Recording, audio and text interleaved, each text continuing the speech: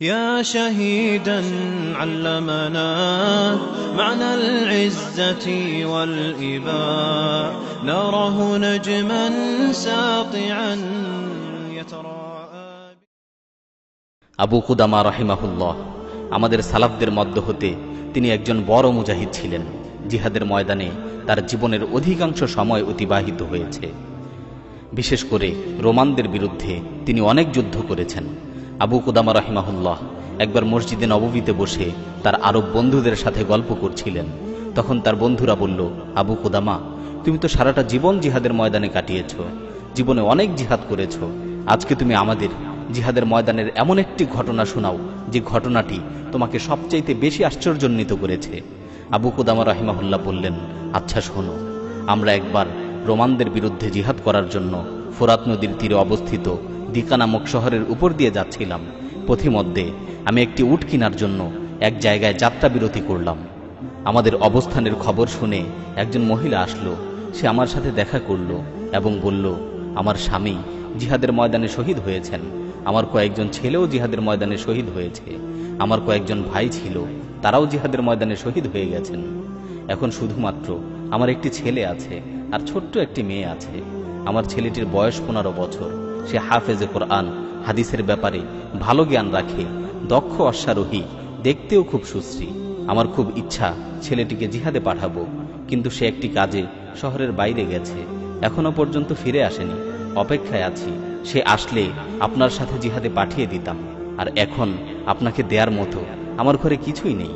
আফসোস, এত মহান একটি জিহাদ হচ্ছে আর আমি এটা থেকে বঞ্চিত থাকব, এটা তো কিছুতেই হতে পারে না।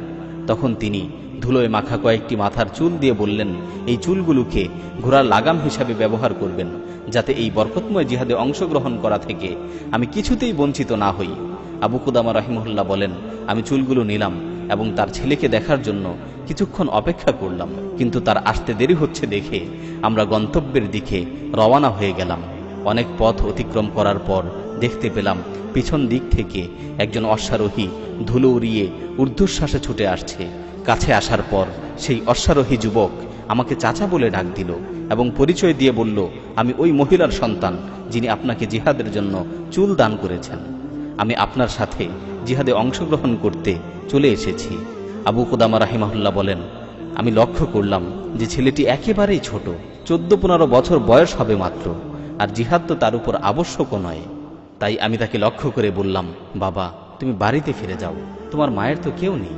তুমি বাড়িতে গিয়ে তোমার মায়ের পাশে থাকো, মায়ের খেদমত করো, মায়ের দেখাশোনা করো। তুমি আপাতত ফিরে যাও, পরে বড় হয়ে জিহাদে অংশগ্রহণ করো। ছেলেটি বলল, চাচা, আমার মা আমাকে শেষ বিদায় দিয়েছেন, তিনি আমাকে আপনার সাথে জিহাদে যেতে বলেছেন, আর আমি ভালো ঘোড়সাওয়ার ও দক্ষ তীরন্দাজ।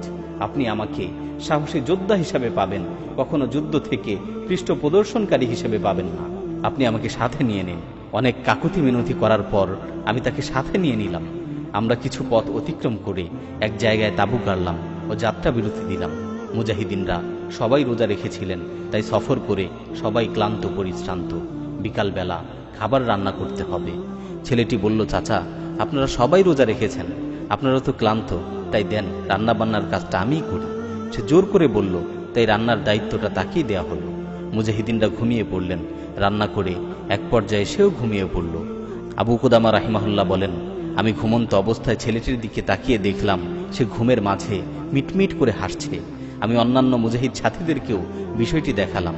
ছেলেটির ঘুম ভাঙার পর তাকে জিজ্ঞাসা করলাম, তুমি হাসছিলে কেন? সে বলতে চাইল না। অনেক জোরাজুরির পর সে বলল, আমি দেখলাম স্বর্ণ রৌপ্য দ্বারা নির্মিত বিশাল একটি প্রাসাদ। প্রাসাদটি দেখতে খুবই মনোরম ছিল, চাঁদের ন্যায় উজ্জ্বল। অনেকগুলো সুন্দর মেয়ে সেই প্রাসাদ থেকে বের হয়ে আমাকে অভিবাদন জানাতে লাগলো, আমাকে অভ্যর্থনা জানাচ্ছিল। তাদের মধ্য থেকে একটি মেয়ে আমাকে ডাক দিয়ে বলল, হে মার্জিয়ার স্বামী, মার্জিয়া উপরে আছে। আমি প্রাসাদের উপরে চলে গেলাম। উপরে গিয়ে দেখি খুব সুন্দর একটি মেয়ে বসে আছে, যার উজ্জ্বলতা সূর্যের আলোকেও হার মানায়। আমি তাকে স্পর্শ করার জন্য তাড়াহুড়া করছিলাম। সে আমাকে বলল, ধৈর্য ধরো, এখনো সময় হয়নি, আগামীকাল দুপুরে তুমি আমার সাথে সাক্ষাৎ করবে। এরপর আমার ঘুম ভেঙে গেল। আবু কুদামা রাহিমাহুল্লাহ বলেন, পরের দিন রোমানদের বিরুদ্ধে আমরা তুমুল যুদ্ধ শুরু করলাম। এক পর্যায়ে আমরা বিজয় লাভ করলাম, রোমানরা পরাজিত হল। যুদ্ধ শেষে দেখা গেল আমাদের অনেক সাথী আহত হয়ে ময়দানে পড়ে আছে। সাথীরা তাদেরকে তুলছে। আমিও আহত সাথীদের মাঝে মনে মনে ওই ছেলেটিকে তালাশ করছিলাম।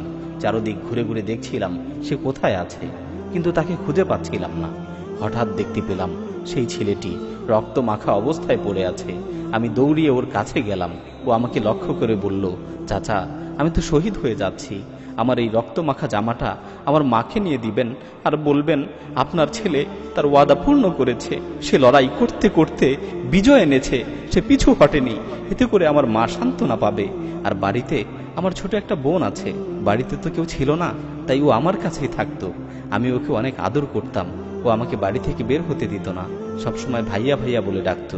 আপনি যখন বাড়িতে যাবেন তখন আমার ছোট বোনটাকে একটু সান্ত্বনা দিবেন, আর আমার মাকে সান্ত্বনা দিয়ে বলবেন আমি শহীদ হয়েছি, আপনি সৌভাগ্যবান শহীদের মা।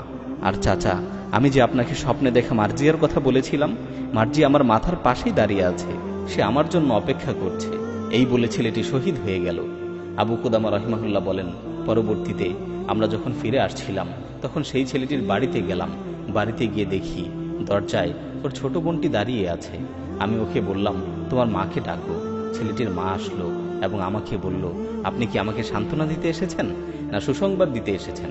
আমি জিজ্ঞাসা করলাম, সান্ত্বনা কোনটা আর সুসংবাদ কোনটা? সে বলল, আমার ছেলে যদি সুস্থ অবস্থায় ফিরে আসে তাহলে আমাকে সান্ত্বনা দিন, আর আমার ছেলে যদি শহীদ হয়ে থাকে তাহলে এটা হবে আমার জন্য সুসংবাদ। আবু কুদামা রাহিমাহুল্লাহ বললেন, আলহামদুলিল্লাহ, আপনার ছেলে বীরত্বের সাথে লড়াই করতে করতে আল্লাহর রাস্তায় শহীদ হয়েছে, সে পিছু হটেনি। তখন ওই মহিলা বললেন, সমস্ত প্রশংসা ওই সত্তার যিনি আমার এই ছেলেকে পরকালে নাজাতের ওসিলা বানালেন।